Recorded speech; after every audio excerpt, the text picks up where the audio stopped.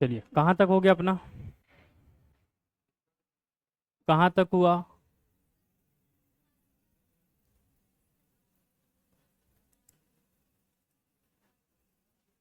बोलो। आर्कमिडीज का सिद्धांत। प्रेशर हो गया। किसको बोलते हैं?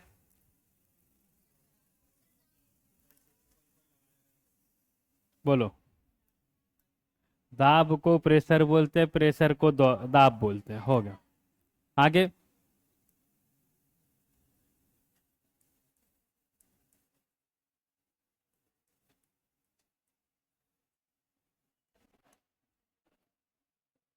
बोलो।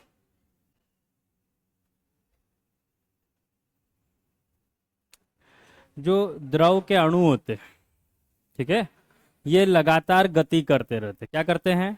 लगातार गति करते रहते हैं। और ये गति कैसी होती है? तो इनकी जो गति होती है उसको बोलते हैं यादृच्छिक। कैसी होती है? यादृच्छिक गति। ठीक है। या फिर इसको इंग्लिश में बोलेंगे, इसको बोलते हैं रैंडम मोशन। क्या बोलते हैं?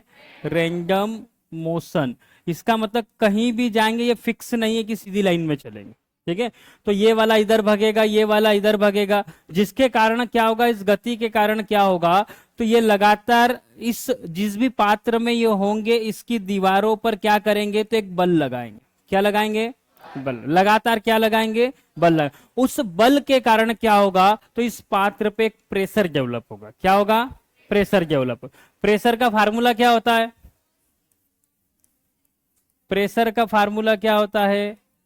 Force applied area. सही है। तो P बराबर होगा F/A। यूनिट क्या होगी? यूनिट क्या होगी? न्यूटन मीटर स्क्वायर या फिर पास्कल। सही है। और एक और यूनिट, ये यूनिट क्या होगी? तो ऐसा ही यूनिट, न्यूटन मीटर स्क्वायर। सही है। एक बार देखा था अपन ने, ये क्या होता है? 10 की घात 10 की घात 5 क्या? 10 की घात 5 पास्कल। ये होता है एक बार। सही है क्या? कितना सही है? तो प्रेशर कैसे डेवलप होता है? तो इसके जो अणु हैं ये क्या करते हैं?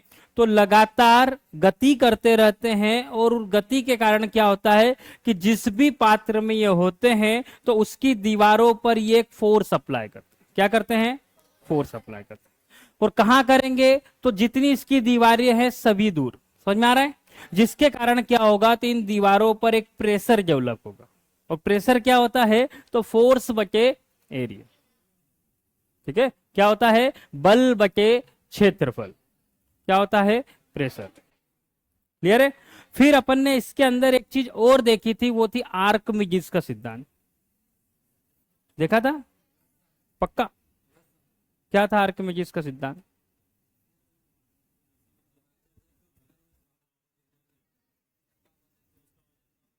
मैंने बोला प्रेशर में क्या देखा, वो तो बुयंसी में था। वो तो बोयंसी फोर्स में था, उत्प्लावन बल में था। प्रेशर में एक सिद्धांत था, वो क्या था? हाँ, लेकिन उसका नाम क्या था? उसका नाम क्या था? वो भी एक नियम था।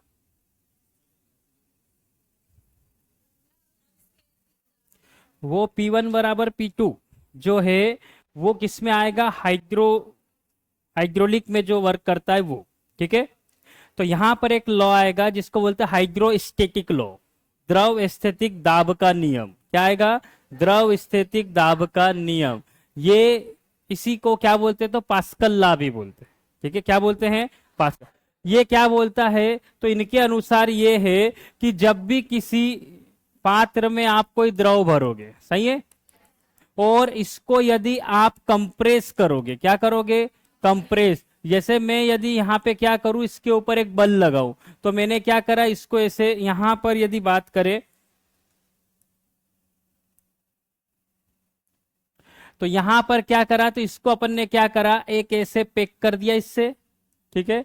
और इसके ऊपर क्या करा, तो एक फोर्स लगाया। क्या लगाया? एक फोर्स लगा। कितना फोर्स लगाया? तो F फोर्स लगाया। सही है। जिसके कारण क्या होगा? ये इसको दबाएगा। दबाने से क्या होगा, तो इसके अंदर अणु जो है और इधर उधर भगेंगे, क्या होगा, और इससे क्या होगा, तो ये इसकी सभी दीवारों पर क्या लगाएंगे, तो बल लगाएंगे, क्या लगाएंगे, बल लगाएंगे। क्यों, क्योंकि द्रव कंप्रेस नहीं होता। समझ में आ रहा है, कहां लगाएंगे, तो सभी दीवारों पर समान बल आरोपित होगा और उस बल के कारण क्या होगा, तो यहां पर एक प्रेशर डेवलप होगा। सही है। वैसे ही पास्कल ने क्या करा, इन्होंने क्या करा कि उसका यूज कैसे करें, मतलब ये प्रॉपर्टीज यदि किसी फ्लूइड में है, द्रव में है, तो इसका उपयोग हम कैसे कर सकते हैं उसको बताया। ठीक है, तो क्या होगा, तो यहां पर एक इस तरीके की डिजाइन बनाई, इसमें क्या करा, तो यहां पर कोई द्रव भर दिया, क्या करा, कोई द्रव भर दिया, और क्या करा, तो यहां पर क्या करा, तो एक थोड़ा सा एरिया इसका कम लिया, ठीक है, लेकिन यहां पर इसका एरिया क्या लिया, ज्यादा लिया। ठीक है, अब क्या होगा, यदि हम यहां पर कोई फोर्स लगाते हैं, क्या लगाते हैं, कोई फोर्स लगाते हैं यहां पर, तो जब फोर्स लगाएंगे तो ये फोर्स लगाया F, कितना लगाया, F, तो जब फोर्स लगेगा तो ये द्रव को क्या करेगा, कंप्रेस करेगा, लेकिन ये कंप्रेस होता नहीं है, तो ये क्या करेगा, तो या तो इधर भगेगा, इधर भगेगा, इधर भगेगा, उसको जहां रास्ता मिलेगा वहां से भगेगा। समझ में आ रहा है, जहां भी रास्ता मिलेगा, तो ये क्या करेगा, यहां से जाएगा, इसको कोई जगह नहीं मिल रही, यहां पे आएगा। सही है, तो फिर क्या होगा, इसको जगह नहीं मिल रही, तो ये क्या करेगा, ये वाली चीज को उठाने की कोशिश करेगा, क्या करेगा, इधर से इसको उठाएगा। तो इससे क्या होता है, तो यहां पर ये होता है कि हम छोटा सा फोर्स लगाकर बड़ा फोर्स डेवलप कर सकते हैं। कैसे, उसको समझो। मान लो अब यहां पे क्या करा, तो यहां पर इसके ऊपर आपने कार रख दी, क्या रख दी, एक कार रख दी, ये यहां पर एक कार रख दी, ये मैंने बोला ये कार है, आपने यहां से एक फोर्स लगाया, तो यहां का एक प्रेशर होगा जिसको अपन ने बोला P1 और यहां का प्रेशर होगा P2। सही है, तो P1 क्या होगा, तो P1 जो होगा वो F/A होगा, और P2 क्या होगा, तो ये बड़ा फोर्स है, तो हमने इसको बोल दिया F कार बटे B, यही होगा। और ये क्या बोलता है कि प्रेशर जो होगा सभी दूर समान होगा, प्रेशर क्या होगा, सभी दूर समान होगा।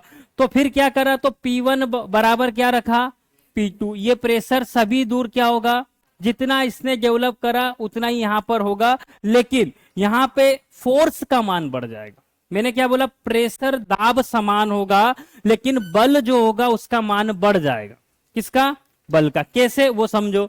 तो यहां पर क्या मिलेगा, तो ये होगा F/A, यहां पर क्या होगा, तो यहां पर इसको अपन ने बोला F कार बटे B। सही है, यहां से यदि मैं ये फोर्स मुझे पता है कि मैं कितना लगा रहा हूं, तो मुझे ये वाला फोर्स निकालना है, तो क्या करेंगे, ये कितना होगा, तो यदि हम इसको देखें तो ये होगा F/B/A, इतना होगा। चलो, आपने कुछ एग्जाम्पल लिया, क्या एग्जाम्पल लिया, आपने एक एग्जाम्पल लिया कि ये वाला फोर्स जो है वो 3 न्यूटन का है, कितना है, कितना है, 3 न्यूटन का। ये वाला जो एरिया है ये बहुत कम एरिया है, तो ये मैंने बोल दिया कि 1 मीटर स्क्वायर है, कितना है, 1 मीटर। एक कोई प्लेट है 1/1 की, तो उसका एरिया कितना होगा, 1 मीटर का। फिर क्या बोला कि ये जो फोर्स है ये हमको क्या करना है, तो निकालना है, ये कितना होगा, और इसका एरिया कितना होगा, तो हमने बोला कि ये बड़ी चीज है, कितनी है, बड़ी चीज। इसका एरिया कितना है, तो 10 मीटर स्क्वायर है, कितना है, 10 मीटर, ये अपन ने मान लिया। सही है, अब इससे हमको क्या होगा कि हमने जो फोर्स लगा रहे वो कितना लगा रहे, 3 न्यूटन का, कितना लगा रहे, 3 न्यूटन का, लेकिन इस कार पर कितना लगेगा वो हमको निकालना है। समझ में आ रहा है, तो यहां पे वैल्यू रखेंगे। तो मैंने क्या करा, तो F ये कार का निकालना है, F की जगह क्या रखूंगा, मैं यही रख देता हूं, F की जगह क्या रखेंगे 3, B की जगह रखेंगे 10, और यहां पर रखेंगे 1, ये कितना आ जाएगा, तो 30 न्यूटन। आपने लगाया कितना, मिला कितना यहां पर, किसके कारण, क्यों, क्योंकि एक ये बोलता है कि द्रव के अंदर जो दाब होता है वो सभी दिशाओं में समान होता है। समझ में आ रहा है, आपने उस दाब को क्रिएट करने के लिए फोर्स कितना लगाया, तो कम लगाया। समझ में आ रहा है, लेकिन उस प्रॉपर्टीज के कारण जो यहां पर फोर्स लगा वो कितना लगा, तो उससे बहुत ज्यादा लगा। समझ में आ रहा है, तो कम फोर्स लगा के आप ज्यादा आउटपुट ले सकते हो, इसको क्या बोलते हैं, पास्कल का, क्या बोलते हैं, पास्कल। और इसी के आधार पर बहुत सारी चीजें जिसका हमने डिस्कशन करा था, यही आगे कार कि कैसे एक हाइड्रोलिक की मदद से कैसे इतनी बड़ी कार को जल्दी से उठा दिया जाता है। सही है, ये जैक है, आप कार के नीचे जाओगे, जैक रखोगे, पैर से पेडल मारोगे, कार उठ जाएगी। सही है, इसके अंदर क्या भरा हुआ है, तो हाइड्रोलिक का मतलब होता है कोई द्रव भरा होता है। क्या भरा होता है, द्रव। उसमें क्या करोगे, प्रेशर डेवलप करोगे। अब वो कंप्रेस तो होगा नहीं, तो वो क्या होगा, कहीं आगे जाएगा, आगे जाएगा, और जहां रास्ता मिलेगा उस चीज को उठाएगा। तो इन सब के पीछे जो चीजें काम करती है वो क्या करती है, तो हाइड्रोलिक प्रेशर काम करता है। सबके पीछे क्या करता है, हाइड्रोलिक प्रेशर यहां पर काम करता है। इतना अपना कल हो गया था, यहां तक कल अपना हो गया था। इतना समझ में आ रहा है। चलो, इसके बाद हमने देखा था कि यदि हम आगे बढ़ते हैं तो ये हाइड्रोलिक द्रव स्थितिक दाब का नियम में कुछ दम नहीं है। ये सिर्फ इतना बोलता है कि जब भी किसी चीज में आप द्रव को भरोगे तो जैसे जैसे उसकी गहराई बढ़ते जाएगी वैसे वैसे दाब बढ़ते जाएगा। क्या बोलता है, जैसे जैसे, जैसे यहां पर क्या है, तो इसके अंदर कुछ लिक्विड भरा हुआ है। आप यहां से यदि हम बात करें तो इसकी जो गहराई है, यदि इसकी बात करें तो ये गहराई यहां से कुछ कम है। मान लो एक एग्जांपल, ये 1 मीटर है, फिर मैंने बोला ये वाली गहराई जो है वो 3 मीटर है, और फिर मैंने बोला ये वाली जो गहराई वो 5 मीटर है। सही है, कितनी है, 5 मीटर। तो यहां पर प्रेशर क्या है, तो कम है, यहां पर ज्यादा है, यहां पे सबसे ज्यादा। तो द्रव स्थितिक दाब का नियम ये बोलता है कि किसी भरे हुए द्रव में जैसे जैसे आप गहराई की ओर जाओगे, जैसे जैसे इसकी क्या बढ़ेगी, गहराई बढ़ती जाएगी, तो इस पे जो दाब होगा वो क्या होगा, बढ़ते जाएगा। आ रहा समझ में। या आप बोलोगे डेप्थ जैसे जैसे बढ़ती जाएगी तो क्या बढ़ेगा, तो प्रेशर जो है इसका बढ़ते जाएगा। इतना समझ में आ रहा है, प्रेशर क्या होगा, बढ़ते जाएगा। सही है। तो जैसे ये पानी की टंकी बाहर रखिए, सही है, इसमें 3 नल अपन लगा दे, एक ऊपर एक यहाँ एक यहाँ, तो सबसे ज्यादा प्रेशर कहाँ मिलेगा, नीचे वाले। कहाँ मिलेगा, नीचे वाले में। ये नियम का नाम क्या है, द्रव स्थितिक दाब का नियम। क्लियर है, इतना क्लियर है। चलो फिर अपन आते हैं किसके ऊपर, तो अब आते हैं अपन किसके ऊपर, तो बायोन्सी फोर्स के ऊपर। किसके, बायोन्सी फोर्स के ऊपर। ये क्या बोलता है, इसको अब ध्यान से समझना। अब जितनी चीजें इसके बाद की है सब इसी पे डिपेंड है। ठीक है, तो ये क्या होता है इसको समझना। तो जब भी मान लो कि यहां पर क्या है, तो कोई द्रव है, क्या है, कोई द्रव, और आपको क्या करना है, आपने क्या करा कि मान लीजिए कोई ईंट उठाई, क्या उठाई, एक ईंट उठाई, वो 1 किलो की है, आपने उसको उठाई, आपको बिल्कुल एहसास हो रहा है कि 1 किलो की आपको वजन लग रहा है। सही है, उसको आप ले गए किसी टब के अंदर और वहां पे उसको आपने जैसे ही डुबोया तो अब वो ईंट पानी के नीचे आपको हल्की लगने लग गई। कैसे लगने लग गई, हल्की। अब ये जो वस्तु थी उसका भार कम होने का एहसास होना, किसके कारण कम हुआ, उसको बोलते हैं बायोन्सी फोर्स। क्या बोलते हैं, बायोन्सी फोर्स। उसको क्या बोलते हैं, बायोन्सी फोर्स। हिंदी में क्या बोलते हैं, तो इसको बोलते हैं उत्प्लावन बल। क्या बोलते हैं, उत्प्लावन बल। क्या बोलते हैं, उत्प्लावन बल। इंग्लिश में क्या बोलेंगे, तो बायोन्सी फोर्स। क्या बोलेंगे, बायोन्सी फोर्स। अब क्या होता है वो समझो। तो मान लो कि यहां पर मैंने क्या लिया, तो कोई चीज ली, ठीक है, इसका क्या होगा, तो कुछ द्रव्यमान होगा। क्या होगा, कुछ द्रव्यमान होगा। कितना द्रव्यमान है, तो मैंने बोला इसका द्रव्यमान m है। कितना द्रव्यमान है, m है। इसका द्रव्यमान कितना है, m है। ठीक है, अब बात क्या होती है कि हमने ये पढ़ा हुआ है गुरुत्वाकर्षण के कारण कोई भी चीज नीचे की ओर खींची चली जाती है। सही है क्या, कहां पे जाती है, तो पृथ्वी के केंद्र पे। सही है क्या। तो यदि कोई भी वस्तु है उसमें क्या है, द्रव्यमान है, उसको यदि हम छोड़ेंगे तो वो कहां जाएगी, नीचे जाएगी। किसके कारण, गुरुत्वाकर्षण के कारण। और उसी को उसका भार बोलते हैं। क्या बोलते हैं, भार बोलते हैं। तो इसको कोई चीज खींच रही है उसको बोलते हैं गुरुत्वीय त्वरण। क्या बोल रहे हैं, गुरुत्वीय। तो इसका भार क्या होगा, तो मैंने बोला इसका जो भार होगा जिसको वेट बोलते हैं, ये क्या होगा, तो ये होगा m इंटू जी। क्या होता है, m इंटू जी। और बल क्या होता है, तो बल जो होता है वो होता है मास इंटू एक्सेलरेशन। सही है क्या, सही है। अब ये मास, मान लो ये कोई वस्तु है, उसका मास है और उसको मुझे फोर्स लगाना है। क्या लगाना है, फोर्स। तो जब मैं उससे फोर्स लगाऊंगा तो उसकी गति में चेंज होगा, और उस गति में चेंज होने को त्वरण बोलते हैं। समझ में आ रहा है। तो आपने कोई वस्तु पे फोर्स लगाया तो क्या होता है, उसमें त्वरण उत्पन्न होता है। क्या उत्पन्न होता है, त्वरण। तो ये किस बल की बात है? तो जो बल हम डेवलप करते वो। लेकिन जब पृथ्वी के द्वारा बल लगता है तो वहां पे त्वरण अपने आप आता है। कोई भी चीज नीचे गिर रही है, आप थोड़ी फोर्स लगा रहे, कौन लगा रहा है? गुरुत्वाकर्षण बल। तो यहां पर यही जो बल है, यही जो बल है जिसको हमने बोला, यहां पर इसको क्या बोलते हैं? तो गुरुत्वाकर्षण बल बोलते हैं। क्या बोलते हैं?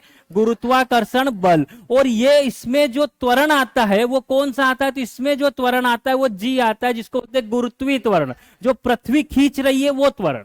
समझ आ रहा है? आप किसी चीज को धक्का दोगे तो आप त्वरण डेवलप कर रहे हो, लेकिन पृथ्वी खींच रही है तो वो अपने आप आ रहा है, हमने उसके लिए कुछ कर रहे हैं। समझ में आ रहा है? और चाहे कितनी बड़ी या कितनी छोटी चीज हो, उसमें जी का मान हमेशा बराबर हो। कितना लेते हैं? तो 9.8। हम उसको कैलकुलेट करने के लिए 10 ले लेते हैं। सही है?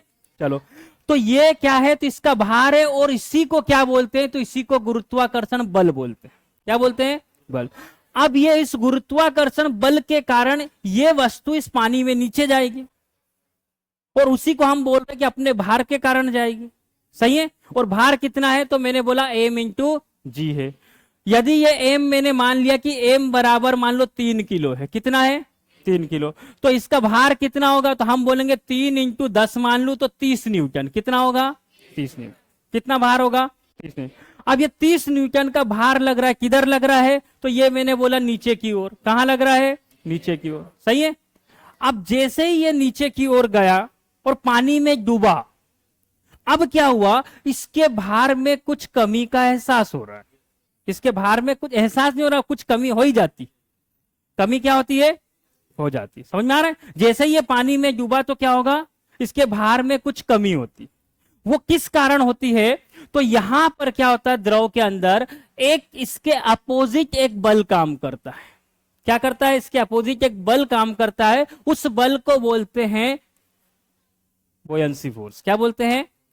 बायंसी फोर्स इसको बोलते हैं, या उत्प्लावन बल। ये हमेशा कैसे काम करेगा? तो द्रव के अंदर कोई भी चीज जाएगी नीचे की तरफ, तो ये किधर काम करेगा? ऊपर की तरफ। इस बल, अब ये डूबना चाहती है, बल बोलता है ये इधर से धक्का दे रहा है। समझ में आ रहा है? तो क्या होगा? इसका जितना ये 30 न्यूटन है, इधर से ये कुछ धक्का देगा तो कुछ असर ये कम कर देगा, तो वो वजन जो है हमको कम लगेगा। इतना समझ में आ रहा है? कितना समझ में आ रहा है? ये वजन कम होना किसके कारण होता है? तो बायंसी फोर्स का। किसके कारण होता है? बायंसी फोर्स के कारण। किसके कारण होता है? Buoyancy force. इतना ध्यान रखें। तो जब भी किसी वस्तु को आप, ये इसके वजन के कारण किधर जाएगी? नीचे की तरफ। और ये उत्प्लावन बल इसको क्या करेगा? तो ऊपर की तरफ लगेगा। तो ये इसका जितना भी भार होगा उसको कुछ कम कर देगा। उस भार में कमी जो होती है उसी को क्या बोलते हैं? तो उस भार में कमी किसके कारण हुई? तो उत्प्लावन बल के कारण। तो यदि वस्तु के भार में कमी, क्या बोला? वस्तु के भार में कमी जो होती है, भार में कमी किसके कारण होती है? तो भार में कमी उत्प्लावन बल के कारण होती है। सही है? किसके कारण होती है? उत्प्लावन बल के कारण होती है। लेकिन कब? जब वस्तु को हम पानी में डुबोएंगे तब।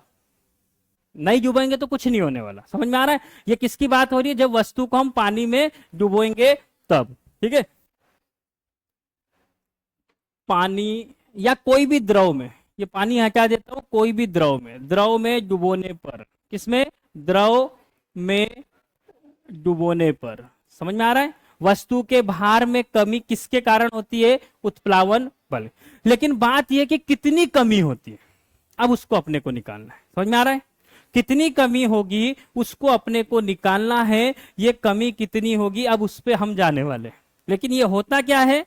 तो ध्यान रखना, इसके वजन के कारण ये नीचे जाएगा, लेकिन ये अपोजिट लगेगा, जिसके कारण इसके भार में कमी होगी। वो कमी उत्प्लावन बल के कारण होगी। अभी तक हमको सिर्फ इतना समझ में आया। अब कितनी कमी होगी हम उस पर आने वाले। समझ में आ रहा है? आगे बढ़ते हैं। तो जब हम आगे आए तो यहां पर एक सिद्धांत दिया, किसने? आर्किमिडीज ने। किसने दिया? आर्किमिडीज। अच्छा, इसके पीछे भी एक कहानी है। वो क्या है? अब एक चीज बताओ। मान लो जैसे कि आपने सोने की कोई चीज बनवाई। एक एग्जांपल, एक सोने की ईंट है, उसका कुछ वजन होगा, और यदि वो नकली सोना होगा तो उसका वजन कुछ गड़बड़ होगा। सही है क्या? सही है कि नहीं है? यदि असली धातु की बनी होगी तो उसका वजन अलग होगा, और नकली की बनी होगी तो वजन अलग होगा। तो इनके साथ भी यही हुआ था, है ना। आर्किमिडीज जी के साथ क्या हुआ था कि एक राजा थे, उनके यहाँ क्या था कि हीरो का हार था। क्या था? हीरो का हार था। अब वो जब उन्होंने किसी कारीगर से बनवाया और वो हार आया तो उनको ऐसा लगा कि ये नकली है। कैसा लगा? ये नकली है। अब किसको बुलाया? तो आर्किमिडीज को बुलाया कि भैया तुम पता करो ये असली है कि नकली है। सही है। अब उन्होंने क्या देखा, उन्होंने क्या करा, तो आर्किमिडीज ने क्या करा, तो उन्होंने ये देखा कि जैसे मान लो कोई भरी हुई चीज है, समझ में आ रहा है, जैसे इतना बड़ा टब है वो पानी से पूरा भरा हुआ है, और उसमें कोई चीज यदि डालेंगे तो कुछ पानी बाहर आएगा। सही है क्या? कुछ पानी क्या होगा? बाहर आएगा। तो उन्होंने क्या करा कि जब वो पानी में उस टब में उतरे, सही है, तो कुछ पानी बाहर आया। सही है। अब क्या हुआ, एक बार वो उतरे तो असली हार लेके उतरे, असली मुकुट था वो, उसको निकले तो जो पानी आया उसको उन्होंने तोला, उसका कुछ वजन था, और फिर एक बार वो उतरे नकली को लेकर, तो फिर पानी का वजन आया, वो अलग आया। अब इससे उन्होंने क्या करा कि ऐसा क्यों हुआ कि जितना इधर गया उतना पानी बाहर आया। समझ में आ रहा कुछ?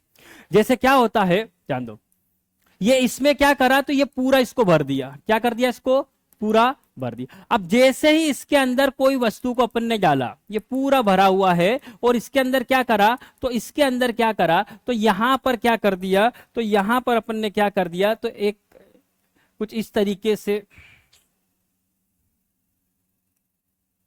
क्या करा, तो ये मान लो यहां पर से ये पानी जा सकता है, ये इतना भरा हुआ है। समझ में आ रहा है?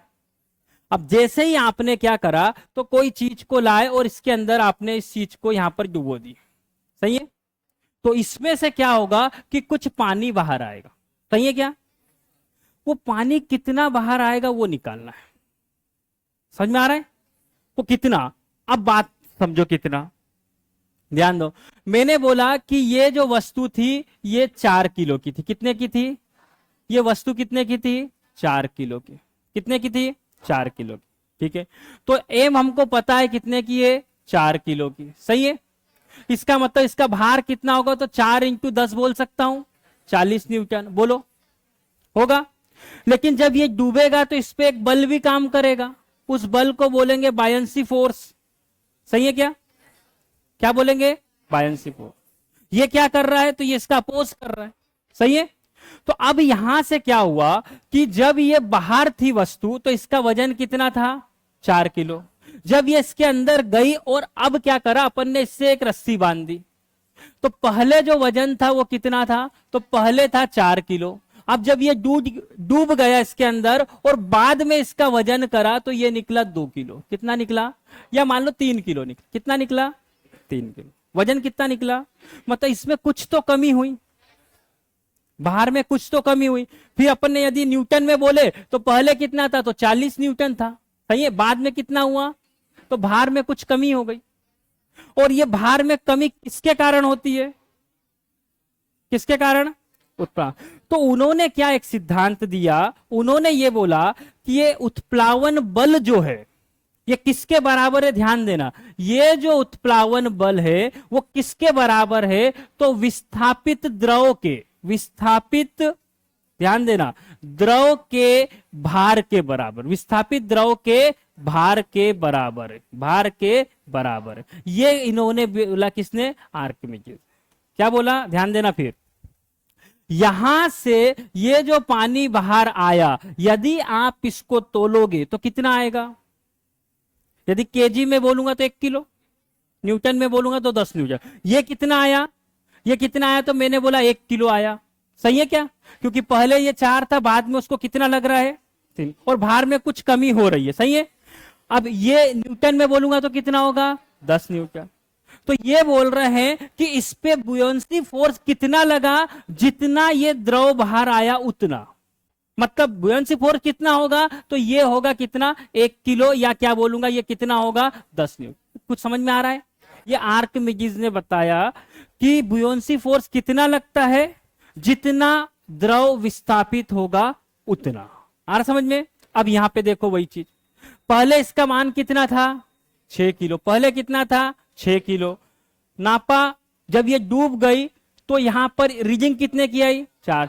मतलब पहले कितना था? पहले था 6 किलो, सही है। बाद में कितना आया? 4 किलो। बाद में कितना आया? 4। जब ये डूबा तो इससे क्या हुआ? कुछ द्रव बाहर आया, सही है, द्रव बाहर आया। वो बुयंसी फोर्स कितना होगा? बायंसी फोर्स, तो विस्थापित द्रव के भार के बराबर। कितना भार है यहाँ पर? 2 किलो। तो ये कितना है? 2 किलो। कितना द्रव विस्थापित हुआ? 2 किलो। इसका मतलब इसका मान कितना होगा? ये कितना लगा? तो 2 किलो। कितना लगा? 2 किलो। कुछ समझ में आ रहा है? कितना लगा? 2 किलो। ये किसने बोला? आर्किमिडीज। किसने बोला? आर्किमिडीज। पहली चीज, बायंसी फोर्स क्या होता है? तो ये जिधर वस्तु का भार होता है उसकी विपरीत दिशा में, इसके कारण क्या होता है? तो वस्तु हल्की लगती है। कारण क्या होता है इसके? वस्तु हल्की लगती। कितनी होगी वो बता आर्किमिडीज ने। उन्होंने बोला जब भी डुबोगे तो कुछ द्रव बाहर निकलेगा, उसको तोलो, वो जितना होगा उतना बायंसी फोर्स होगा। कुछ समझ में आ रहा है? कुछ समझ में आ रहा है? तो कितना होगा? इसका मान कितना होगा? तो जितना द्रव विस्थापित होगा उसके भार के बराबर। क्लियर है? कितना क्लियर है? ये होगा। ये किसने बताया था? आर्किमिडीज। किसने बताया था? आर्किमिडीज। यहां तक आ गए? चलो आगे बढ़ते हैं। अब यहां से जो है कुछ चीजें और देखते हैं। चलो अब मुझे एक चीज बताओ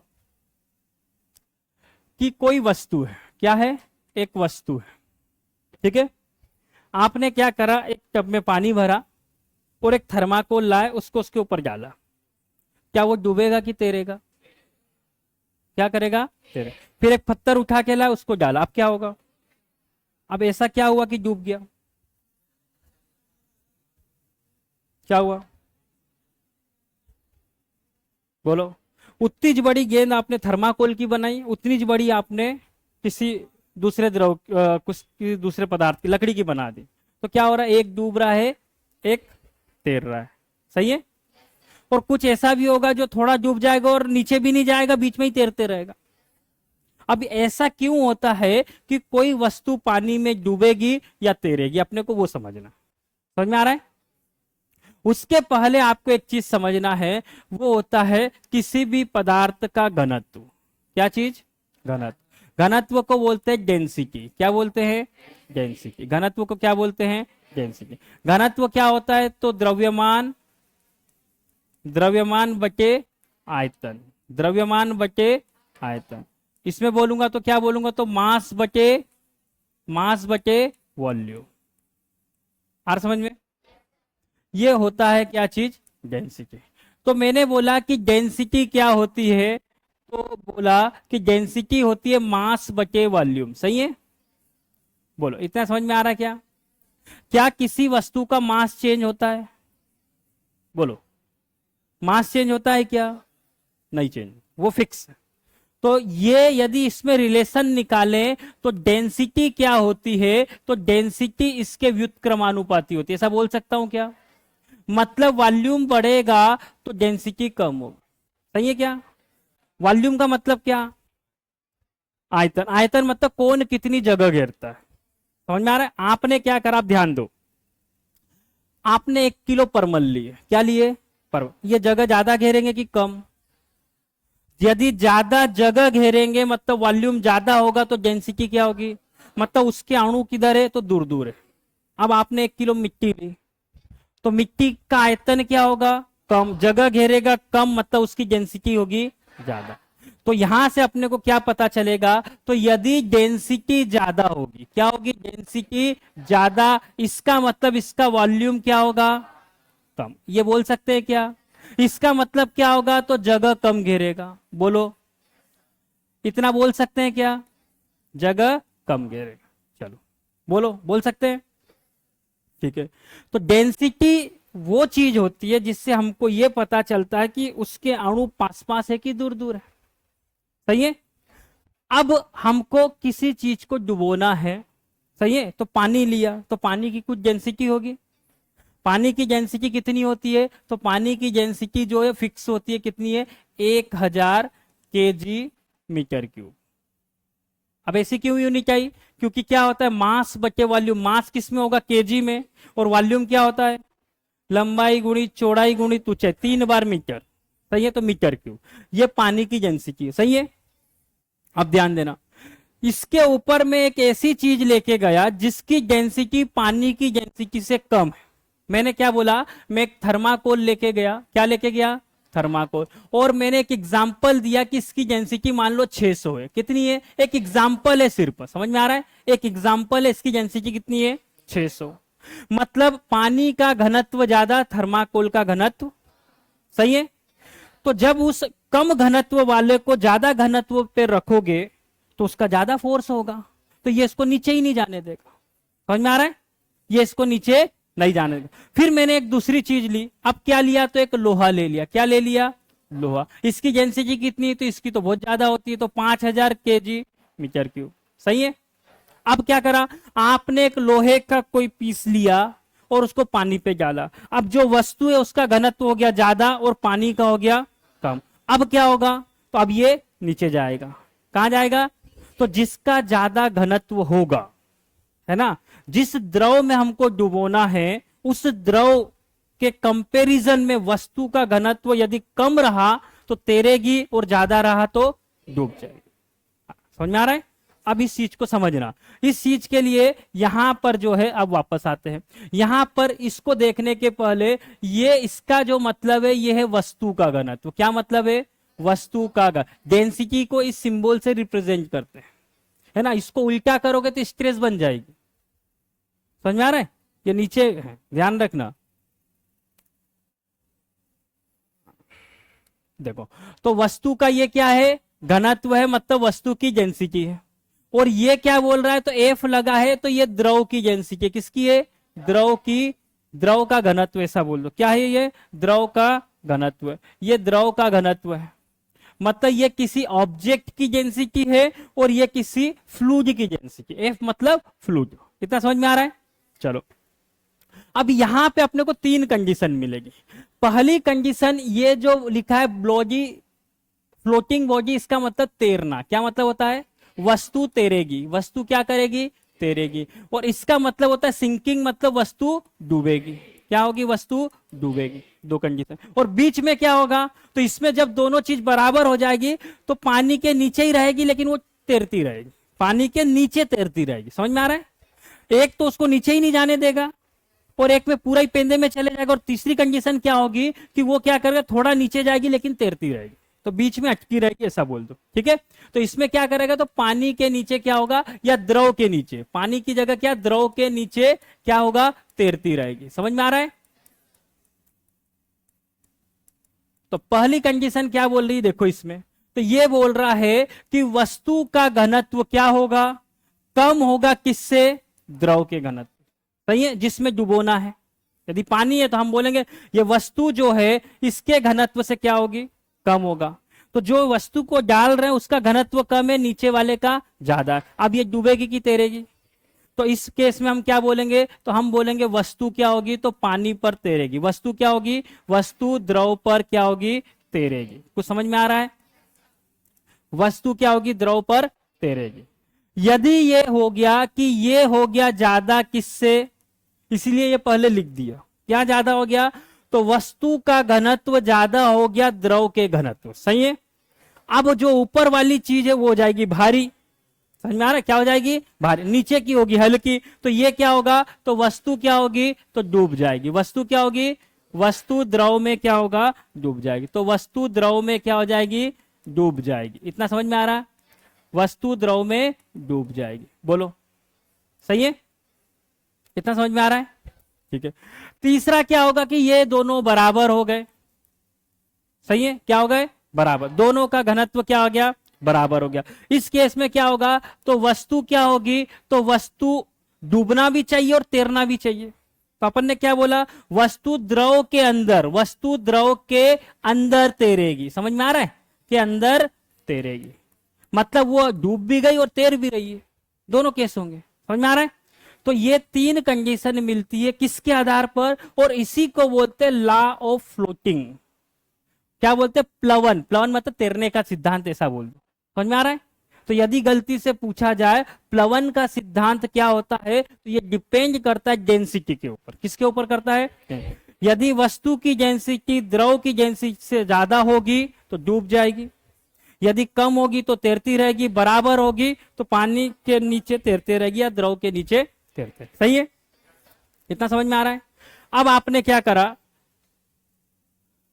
क्या करा, यहां पर मैंने बोला कुछ डेंसिटी और मैंने बोला पारे की जो डेंसिटी होती, किसकी, पारे की, ये और ज्यादा होती है। क्या होती है, और ज्यादा होती है। अब ध्यान देना, आपको किसी ने बोला कि आपने एक लोहे की कील ली, उसको पानी में डाला, क्या डूबेगी कि तैरेगी? तो क्या बोलता है, तो लोहे की कील को पानी में, मतलब वस्तु की डेंसिटी द्रव की डेंसिटी से ज्यादा डूबेगी। सही है, उसी लोहे की कील को ले जाके अपने पारे में डाला। अब इसकी डेंसिटी 5000, इसकी 13000। अब वस्तु हो गई हल्की, डेंसिटी ज्यादा, अब तैरेगी। तो उसी लोहे की कील को पानी में डालोगे तो डूबेगी, लेकिन पारे में डालोगे तो तैरेगी। किसका खेल है पूरा, डेंसिटी। यदि हमको डेंसिटी पता है तो हम बता सकते हैं कि ये वस्तु तैरेगी या डूबेगी। आ रहा समझ में? ऐसे अंदाज से नहीं कि डूबो डूबो के देखेंगे, ऐसे ही बता सकते हैं। यदि किसी ने बोला कोई तीसरी चीज, जैसे पानी ये, और मैंने बोला कोई वस्तु है जिसकी डेंसिटी जो है वो है कितनी है, तो मैंने बोला 1200। अब बताओ इसको यदि पानी में डालूंगा तो डूबेगी कि तैरेगी? बोलो, पानी में है। क्यों? क्योंकि उस वस्तु का घनत्व क्या हो गया है, ज्यादा, अब डूब जाएगी। लेकिन यदि ये 800 होता तो तैरती। तो समझ में आ रहा है? इतना, इसको क्या बोलते हैं, लॉ ऑफ फ्लोटिंग, प्लवन का सिद्धांत। क्या बोलते हैं, प्लवन का सिद्धांत, ध्यान रखना। ठीक है, इतना समझ में आ रहा है? अब फिर बोलोगे कि लोहेज का जहाज बनता है लेकिन तैरता है। अब लोहे की डेंसिटी तो समान है, अब क्यों तैरा? सही है, तो एक तो अपन ने किसके आधार पे देखा, डेंसिटी के आधार, किसके आधार पर। दूसरा होता है कि नीचे से तो एक बल लगेगा जिसको क्या बोलोगे, उत्प्लावन बल। अब इसकी सतह कितनी उस पर डिपेंड करेगा। समझ में आ रहा है? वही लोहे की कील है, आप उसको ठोक ठोक के चपटी कर दो और फिर उसको ऐसे डालो, वो तैरने लग जाएगी। मतलब वो उसकी सतह कितना द्रव विस्थापित करेगी उस पर डिपेंड करेगा। तो जहाज में क्या होता है, उसको बोलते हैं सरफेस एरिया। क्या बोलते हैं, उसका पृष्ठ का जो क्षेत्रफल होता है वो ज्यादा होता है, बजाय नीचे से जो द्रव हटाने वाला। और द्रव क्या बोल रहा है, ऊपर लगूंगा, ये जाएगा नीचे, तो वो क्या हो जाएगा, उत्प्लावन बल का मान अधिक हो जाएगा, इसलिए वो उसको डूबने नहीं देगा। समझ में आ रहा है?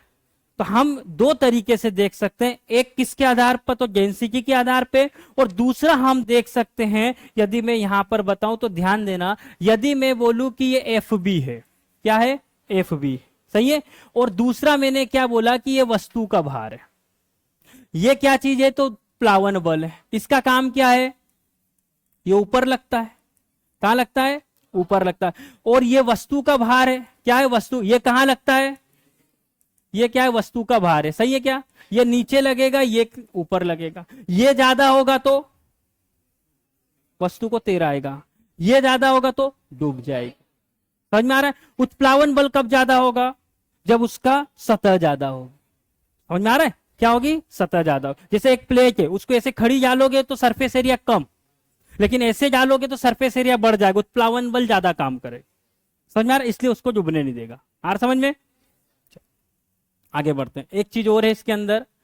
अब ये क्या चीज है ना, इसको बोलते हैं बर्नौली का प्रमेय या बर्नौली का सिद्धांत। क्या बोलते हैं, बर्नौली का सिद्धांत, है ना। अब देख के समझ जाओ तो बहुत अच्छी बात है ना, लेकिन उसमें कोई दम नहीं है, फालतू चीजें, सिर्फ नाम दे देते हैं और जबरदस्ती अपन टेंशन लिया करो।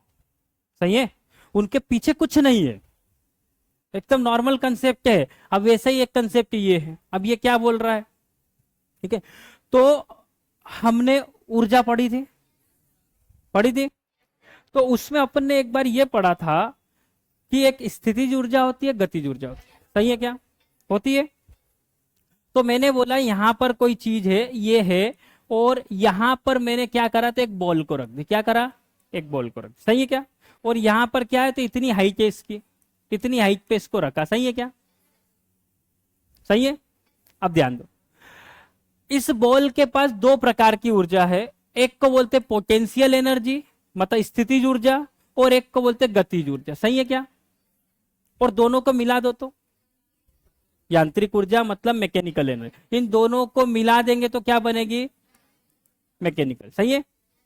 तो ऊर्जा संरक्षण का नियम ये बोलता था कि इसकी मैकेनिकल एनर्जी सदा समान रहती है, ये नहीं बदलती। ये ऊपर है तो अभी गति शून्य है, सही है, लेकिन इसमें हाइट के कारण इसके बाद स्थितिज ऊर्जा ज्यादा है। जब मैं इसको गिरा दूंगा, टकराने के जस्ट पहले बोलूंगा, तो इसकी स्थितिज ऊर्जा कम हो जाएगी लेकिन गतिज ऊर्जा बहुत बढ़ जाएगी, लेकिन दोनों का योग हमेशा बराबर। इसको बोलते हैं ऊर्जा संरक्षण का नियम। वही नियम यहां पर भी ये बोल रहा बर्नौली। क्या बोल रहा है? लेकिन समस्या क्या है कि यहां पर द्रव है। क्या है? द्रव है। तो द्रव के अंदर क्या क्या होता है? तो किसी भी द्रव के अंदर पहली चीज, इसमें स्थितिज ऊर्जा होती। क्या होती है? बोलो, द्रव में होती या नहीं होती? स्थितिज ऊर्जा होती कि नहीं द्रव में? तो भरे हुए डैम के पानी में स्थितिज ऊर्जा होती है ना, अपन ने एग्जाम्पल देखे थे तब, सही है। तो इसमें गतिज ऊर्जा भी होती है द्रव में, तो बहते हुए जल में कौन सी होगी? गतिज ऊर्जा। तो ये दो ऊर्जा इसके अंदर होती है, सही है, ये दो ऊर्जा। इसको क्या बोलेंगे? तो इसको बोलते हैं पोटेंशियल एनर्जी। क्या बोलते हैं? Potential energy. क्या बोलेंगे? Potential energy. और इसको क्या बोलेंगे? तो काइनेटिक एनर्जी। क्या बोलेंगे? Kinetic energy. पोटेंशियल एनर्जी किसके कारण होती है? स्थिति के कारण, ऊंचाई के कारण होगी, सही है। और ये किसके कारण होगी? तो गति के कारण। इसको क्या बोलते हैं? तो इसको अपन ने बोला पोटेंशियल एनर्जी, इसको क्या बोला? काइनेटिक एनर्जी, सही है। लेकिन द्रव के पास एक और ऊर्जा होती है, एक और ऊर्जा होती है, उसको बोलते हैं प्रेशर। क्या होता है? प्रेशर। द्रव के पास एक और ऊर्जा होती है, उसको क्या बोलते हैं? ये द्रव के पास क्या है? ऊर्जा है, तो उसको बोलते हैं प्रेशर एनर्जी। क्या बोलते हैं? या दाब ऊर्जा। क्या बोलते हैं? Pressure energy. इसको मैंने क्या बोला? तो इसको मैंने बोल दिया प्रेशर एनर्जी। क्या बोला? Pressure energy. ये भी इसके पास है, द्रव के पास, सही है। अब बर्नौली जी ये बोलते हैं कि भैया मान लो यहां पर ये इसमें से कोई द्रव जा रहा है और इसका मुंह इधर मैंने ज्यादा चौड़ा कर दिया, सही है क्या? बोलो, सही है। तो इसकी जो कुल ऊर्जा होगी वो यहां पर भी और यहां पर भी समान होगी। बस इतना सा बर्नौली का नियम। क्या बोल रहे हैं? मान लो क्या हुआ, ये छोटा पाइप का मुंह है तो इसमें प्रेशर बढ़ जाएगा, सही है। प्रेशर एनर्जी बढ़ जाएगी, गतिज ऊर्जा बढ़ जाएगी, समझ में आ रहा है। लेकिन जब मुंह बड़ा हो जाएगा तो क्या होगा? प्रेशर एनर्जी कम हो जाएगी, गतिज ऊर्जा कम होगी, लेकिन स्थिर ऊर्जा बढ़ जाएगी, समझ में आ रहा है। लेकिन ये क्या बोलते हैं कि इन तीनों को मिला के जो कुल ऊर्जा होगी, क्या होगी? कुल ऊर्जा, ये हमेशा समान रहे। समझ में आ रहा है। मतलब चाहे यहां पे पहले पॉइंट पे ले लो या दूसरे पॉइंट, मतलब किसी में से द्रव को बहाओगे, समझ में आ रहा है। तो पाइप का मुंह क्या है? एक तरफ कम है, एक तरफ ज्यादा है, समझ में आ रहा है। तो उस केस में क्या होगा कि पहले पर जो इसकी कुल ऊर्जा होगी वही दूसरे पर होगी। आ रहा समझ में? कौन कौन सी ऊर्जा? तो प्रेशर एनर्जी, काइनेटिक एनर्जी और पोटेंशियल एनर्जी, वही बराबर होगी दूसरी तरफ प्रेशर एनर्जी, काइनेटिक एनर्जी और, समझ में आ रहा है।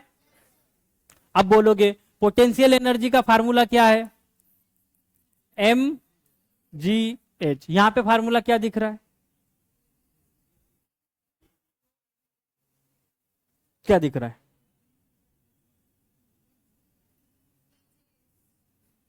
रो जी एच। रो मतलब डेंसिटी, रो मतलब डेंसिटी, रो मतलब क्या आएगा? डेंसिटी, है ना। तो प्रेशर जब द्रव वाली चीज होती है तो वहां हम ऐसा नहीं बोलते ये इतने किलो की, हम बोलते इतने लीटर में। कुछ समझ में आ रहा है? द्रव वाली चीज को आप ऐसा थोड़ी बोलते 5 किलो है, आप क्या बोलते हैं? लीटर।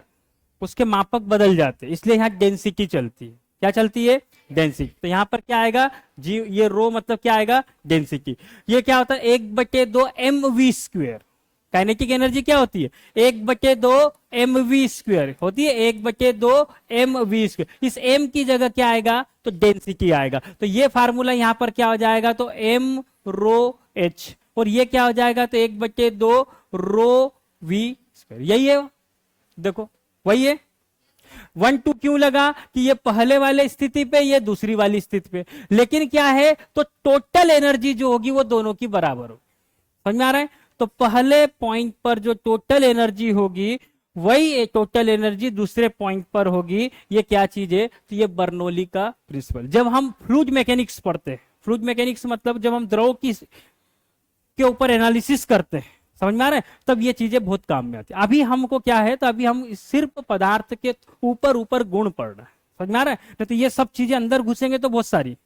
ठीक है, तो अभी सिर्फ इतना मान लो कि बर्नौली नाम के एक वैज्ञानिक थे जिन्होंने एक ऐसा थ्योरम दिया, वो ये बोलता है कि यदि किसी पाइप में से या किसी में से किसी द्रव को बहाया जाएगा तो इसके दोनों एंड पर, दोनों सिरों पर उसकी कुल गतिज ऊर्जा क्या होगी, समान।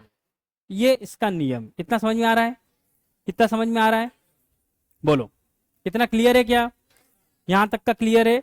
तो यहां तक यदि हम आते हैं तो ये अपने सॉलिड में क्या होता है गुण, लिक्विड में क्या होता है, गैस में क्या होता है ना? तो मैं यदि यहां पर बात करूं तो ध्यान देना, आप यदि क्या क्या पढ़ चुके हो पहले वो देखो, 10-15 प्रॉपर्टीज आप पढ़ चुके हो। समझ में आ रहा है? कौन कौन सी पढ़ चुके हो? शुरुआत कहां से हुई थी? तो शुरुआत हुई थी इलास्टिसिटी से। बोलो, हुई थी? यहीं से हुई थी। दूसरा अपन ने पढ़ा था प्लास्टिसिटी।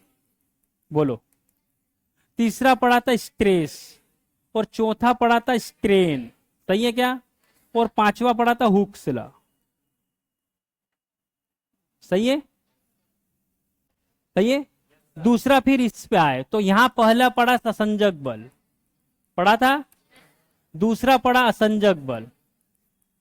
बोलो, असंजक बल। तीसरा पढ़ा अपन ने केशिकत्व। क्या पढ़ा? केशिकत्व। इसमें भी दो चीजें देखी, ऊपर उठेगा कि नीचे जाएगा। सही है? तो उसको बोला था केशिकत्व वृद्धि। क्या बोला था? केशिकत्व वृद्धि। और तीसरे को बोला था केशिकत्व पतन। क्या बोला था? केशिकत्व पतन। सही है? फिर हमने पढ़ा पृष्ठ तनाव। पृष्ठ तनाव ये देखा। फिर हमने देखा श्यानता। क्या देखा? श्यानता। यहां तक आए। सही है? फिर अपन किस पे आए? प्रेशर पे। किस पे आए? प्रेशर पे। फिर अपन ने प्रेशर पढ़ा। सही है? फिर क्या पढ़ा? पास्कल का नियम। क्या पढ़ा? पास्कल का नियम। फिर क्या पढ़ा? फिर अपन ने पास्कल के नियम में कुछ एग्जाम्पल देखे, जैसे हाइड्रोलिक जैक वगैरह। सही है? हाइड्रोलिक के कुछ एग्जाम्पल देखे। फिर अपन ने आर्किमिडीज का सिद्धांत देखा। किसका? आर्किमिडीज का प्रिंसिपल बोल दो या लॉ बोल दो, आर्किमिडीज का नियम देखा। सही है? फिर अपन ने क्या देखा? तो बायंसी देखा। क्या देखा? बायंसी। फिर यहाँ पे हाइड्रोस्टेटिक लॉ देखा। देखा था कि नहीं देखा? P1 बराबर P2। ठीक है? तो यहां पर देखा हाइड्रोस्टेटिक लॉ। फिर अपन ने क्या देखा? तो बायंसी देखा। क्या देखा? बायंसी देखा। फिर क्या देखा? बायंसी के बाद यहां पर भी एक नियम देखा। क्या बोल रहा? देखा? प्लवन का नियम, फ्लोटिंग लॉ। क्या बोलते उसको? फ्लोटिंग लॉ, जो अभी चल रहा था डेंसिटी के ऊपर। समझ में आ रहा? फ्लोटिंग लॉ, प्लवन का नियम। सही है? कौन सी चीज कब डूबेगी, कब नहीं डूबे। और फिर क्या देखा? तो बर्नौली का प्रमेय। क्या देखा? बर्नौली का। आ रहा समझ में? इतनी सारी चीजें देख चुके, जो छूटा हुआ होगा वो भी कवर कर लेंगे, लेकिन इतने गुण आप देख चुके हो। क्लियर है ना? तो थोड़ा सा इसके एग्जाम्पल पूछे जाए तो संभाल लेना। सही है? 4 दिन कब से पढ़ रहे अपन इसको? 3 दिन हुए, 4 दिन हुए? तीसरी क्लास है इसकी या चौथी? हाँ, तो कल तैयार रहना फिर। सही है? कल क्या होगा, है ना? तो कल मैं कुछ क्वेश्चन लेके आऊंगा, है ना? कुछ उसमें ऐसे क्वेश्चन होंगे जो आपको नहीं पता हो। सही है? और कुछ ऐसे होंगे जो आपको पता है। जो नहीं पता उसका डिस्कशन यहाँ कर लेंगे, वो भी नोट डाउन कर लेना, ताकि कम से कम जो ये चैप्टर हुआ है वो कंफर्म हो जाए। क्लियर है? तो कल आप तैयारी से आना, पढ़ के आना। समझ में आ रहा है? एक दिन का समय मिलेगा, उसको कंफर्म कर लेना। बाद में ऐसा मत सोचना बाद में रिवीजन करें, अभी इसको खत्म कर दो। सही है? तो कल एक एमसीक्यू रहेगा इस पूरे के ऊपर, और भी कुछ चीजें आएगी, 2-4 प्रॉपर्टीज और है, मैं उनको अलग से बता दूंगा। क्लियर है? और पूरे इसके ऊपर आएंगे, एग्जाम्पल आएंगे, आपको बताना इसमें से कौन सा। यदि मैं पूछूं द्रव की बूंद गोलाकार कौन सी होती है, तो आपको इसमें से बताना है ना, किसके कारण। यदि कोई पूछे कि दिए में बाती जब चलाते हैं तो तेल ऊपर चढ़ता है, किसके कारण? केशिकत। किसके कारण? केशिकत्व। सही है, किसके कारण?